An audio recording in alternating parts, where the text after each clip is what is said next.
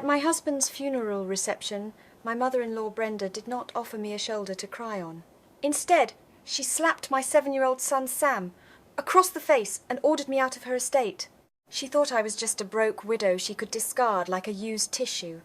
She had no idea that one phone call from me would bring federal agents to her doorstep and leave her entire family begging on their knees. Have you ever had to protect your child from toxic relatives who mistake your quiet kindness for weakness?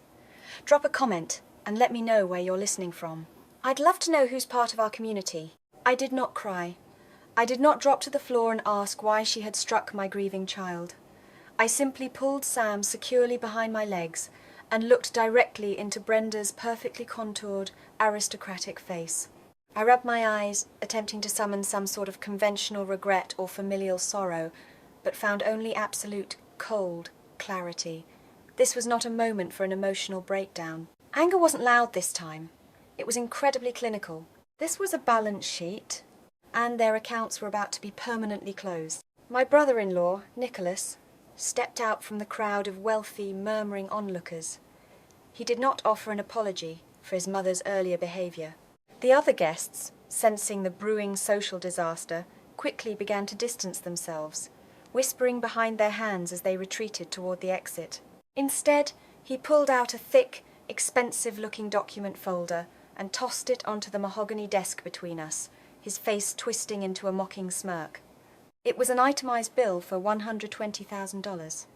He stood there, adjusting his silk tie with a sickening smirk, and announced to the crowded foyer that it was my mandatory contribution for the estate's ongoing maintenance and the family's outstanding emergency credit card debts, including a compounded 30% service fee and years of backdated property management dues that he had conveniently forgotten to settle. He looked down his nose at me and stated that since I was no longer officially part of their inner circle, my free ride was officially over. I stared down at the piece of paper resting on the cold marble. They truly, deeply believed they held all the power in the universe. For 7 years, I had played the role of the quiet, obedient, and utterly unremarkable wife. I had smiled graciously through their passive-aggressive insults at holiday dinners. I had worn modest clothes, driven a practical car, and kept my head down. What they did not understand was the complex psychology of my silence. I was not weak. I was a survivor, wearing an invisible chain of endurance to protect the man I loved from the crushing weight of his own family's malice. My husband David had begged me to keep the peace. He knew his family was venomous, but he desperately craved their approval and validation. So, I became his ultimate shield. I absorbed their endless toxicity, so he would not have to. I endured their relentless demands, their snide remarks about my ordinary background, and their constant parasitic financial draining of his personal accounts. It was a calculated, daily sacrifice.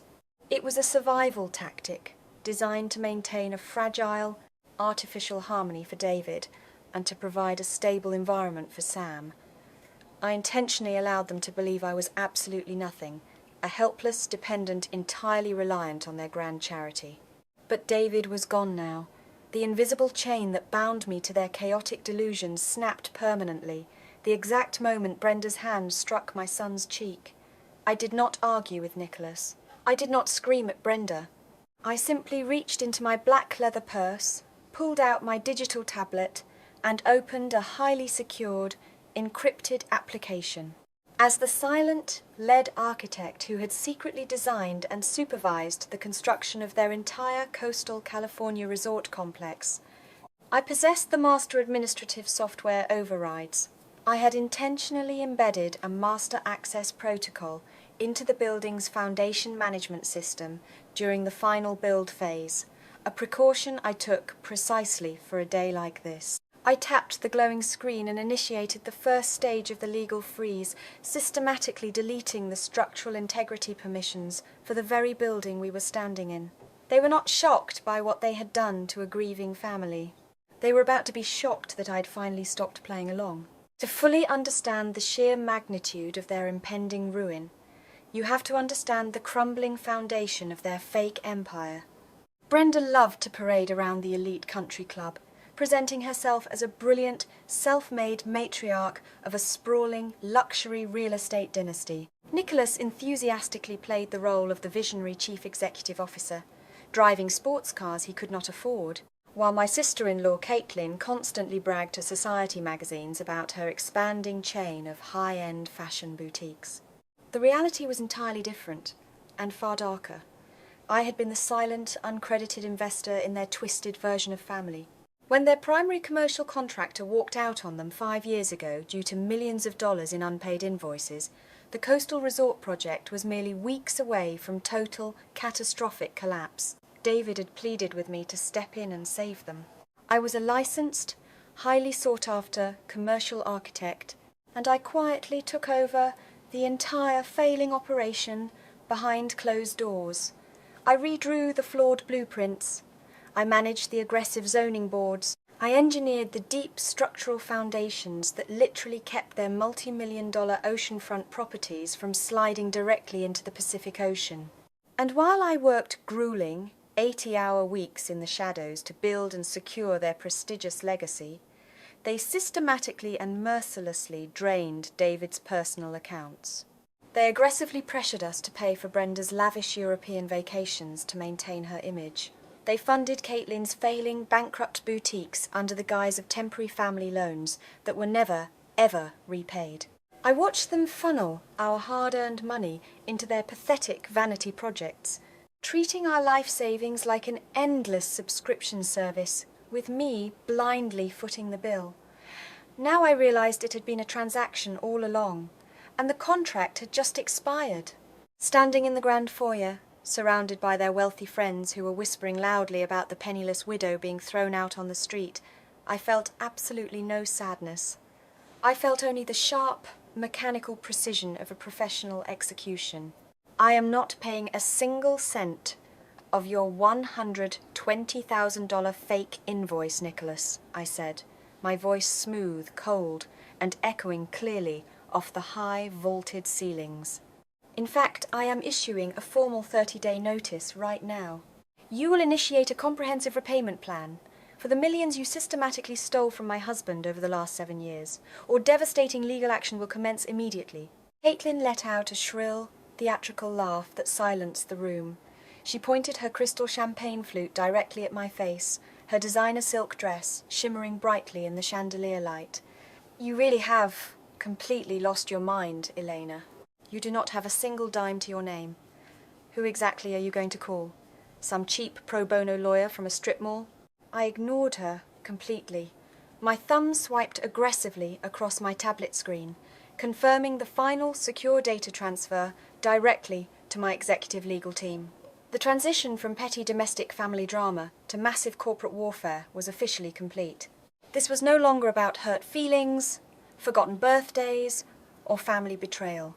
It was about binding contracts, severe corporate liabilities, and immediate legal consequences. I had spent years meticulously building the massive walls around them. I knew exactly which load-bearing pillars to violently remove to bring the whole pathetic thing crashing down. Before Caitlin's cruel laughter could fully fade from the grand foyer, the heavy oak front doors of the mansion swung open with a resounding thud. The heavy sound sliced right through the chaotic murmurs of the elite guests. Harrison Croft walked in. He did not look like a sympathetic family friend arriving to pay his quiet respects at a subdued funeral reception. Dressed in a flawless, custom-tailored charcoal grey suit, he moved through the crowd with the terrifying, predatory confidence of a high-stakes corporate litigator. He was not a petty family mediator. He was a lethal financial weapon I had kept quietly holstered for 7 years. For years, I had been paying his firm a monthly retainer under the guise of personal insurance, waiting for the exact moment their arrogance outweighed their caution. Harrison strode directly to the absolute centre of the room, the wealthy guests instinctively parting to make way for him. He stopped right beside me, offering a brief, respectful nod, before reaching into his thick leather briefcase. He pulled out a massive stack of legal documents bound tightly with a heavy blue federal seal. He held them out directly toward Brenda's chest. forcing her to instinctively take them into her trembling, manicured hands. "I am not here to mourn," Harrison's deep voice boomed with cold, clinical authority, echoing across the quiet property. "I am here executing a direct legal mandate from the highest court. You have just been officially served with a comprehensive federal injunction." Brenda stared down at the thick stack of papers, her perfectly powdered face contorting in sheer confusion and rapidly building rage. "What is this absolute nonsense?" she shrieked, her voice cracking wildly. "We have serious political connections in this state.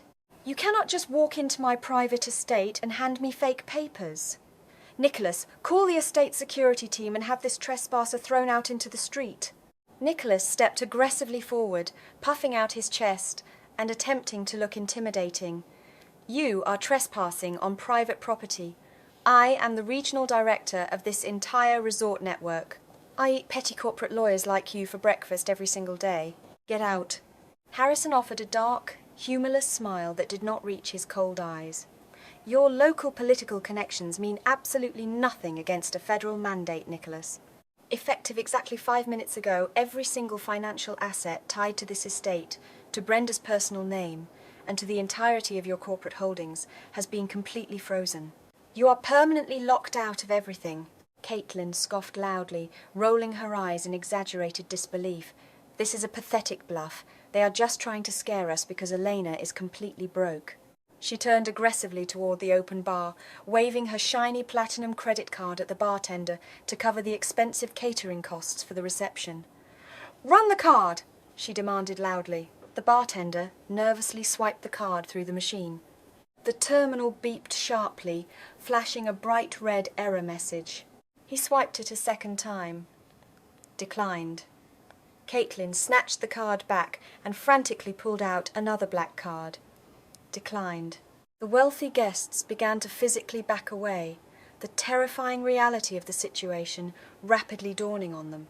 The cruel mockery in the room instantly evaporated, violently replaced by a suffocating, panicked tension. The untouchable, aristocratic family was suddenly paralyzed.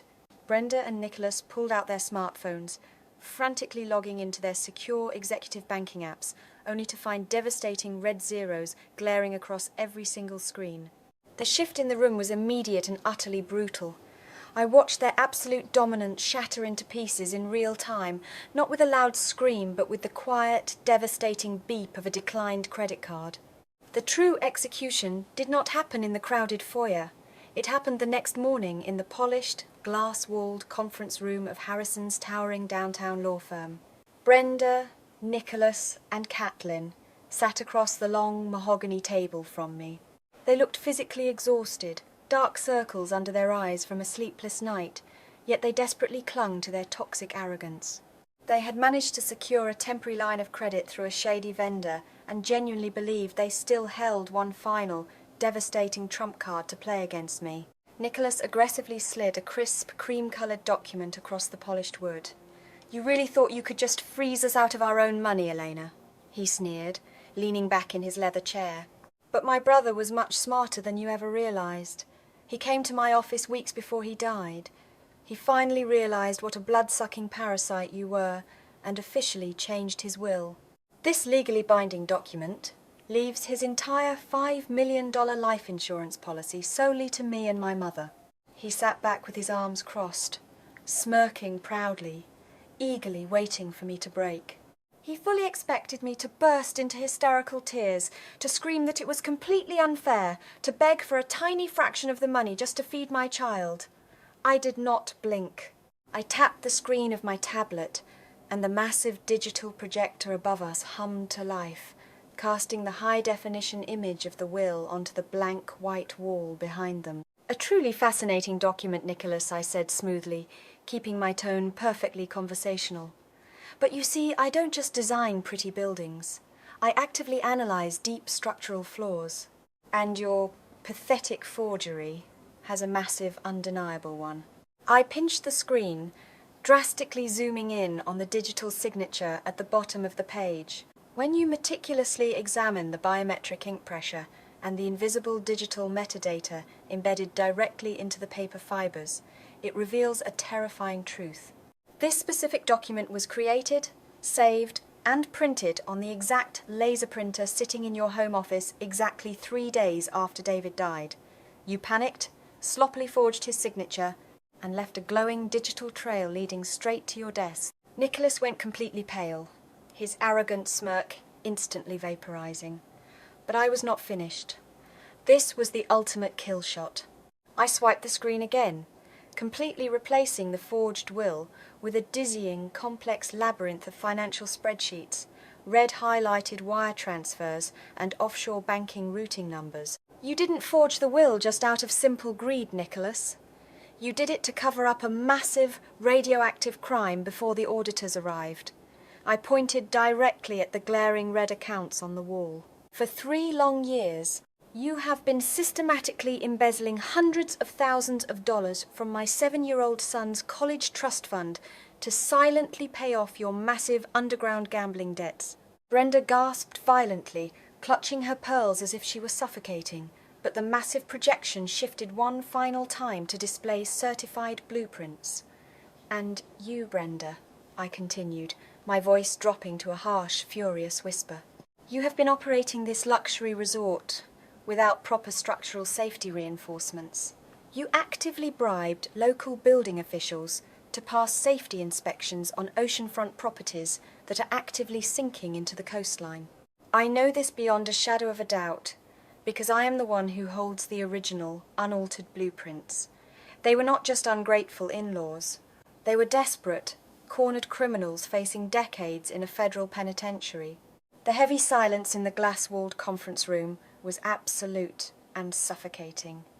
The grand, carefully curated illusion of their powerful, untouchable family legacy was completely and utterly destroyed. Before anyone could utter a single word of defense, the heavy mahogany doors swung open violently, and 2 agents from the Department of Justice walked in, their credentials displayed clearly as they surveyed the room with clinical precision. The room fell deathly silent, the wealthy socialites scattering toward the exits like panicked rats the moment they realized the family's empire was a federal crime scene. The power flip was instantaneous, physical, and brutal. Nicholas stood frozen in place, his face turning an ashen grey as the reality of his handcuffs-bound future finally settled in. The arrogant, untouchable executive who had confidently thrown a $120,000 bill at my feet just 24 hours ago was now visibly trembling, his breath coming in short, panicked gasps. "Elena, wait! Stop! We can make a deal right now. I will give you absolutely everything.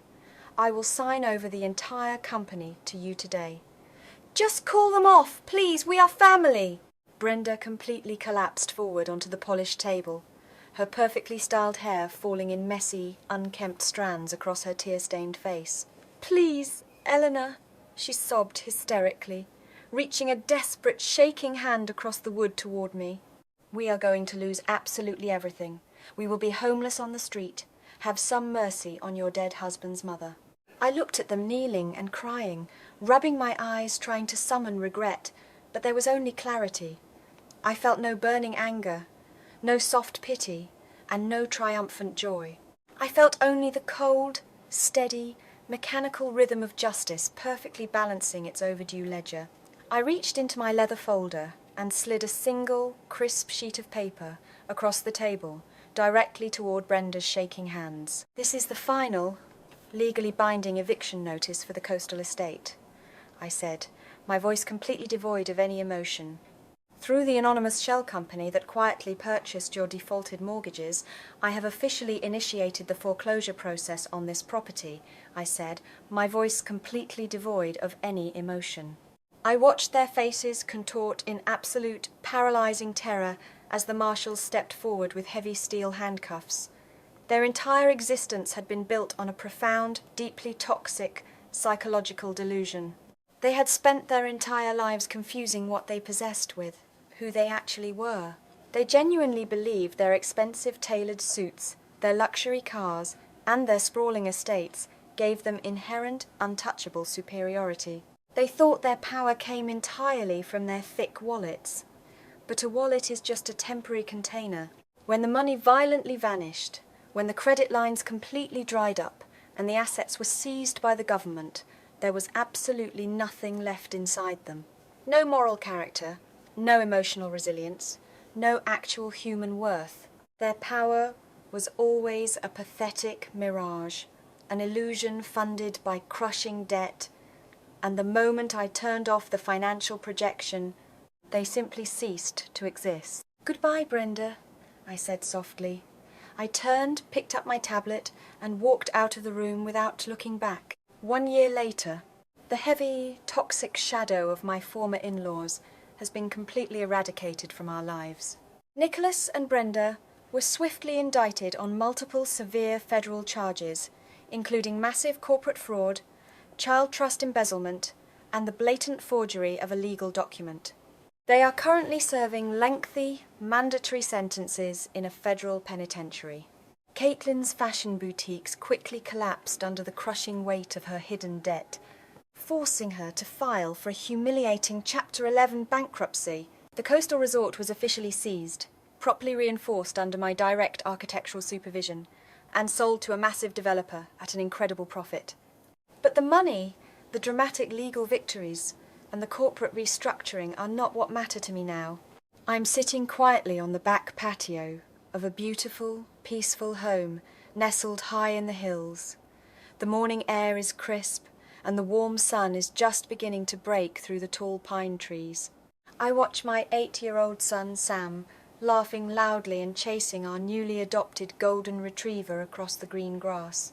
His laughter is completely unburdened, ringing through the air, full of pure, unfiltered joy. He is completely safe. His entire future is secured in an ironclad, irrevocable trust that absolutely no one can ever touch. I run my own highly successful architectural firm now, specializing in sustainable, honest community developments. I design foundations that are meant to last, built securely on solid ground, not on a fragile web of lies. I want to speak directly to anyone listening to this who currently feels trapped in the dark shadows of someone else's blinding arrogance. Have you ever felt like the invisible one in your own family?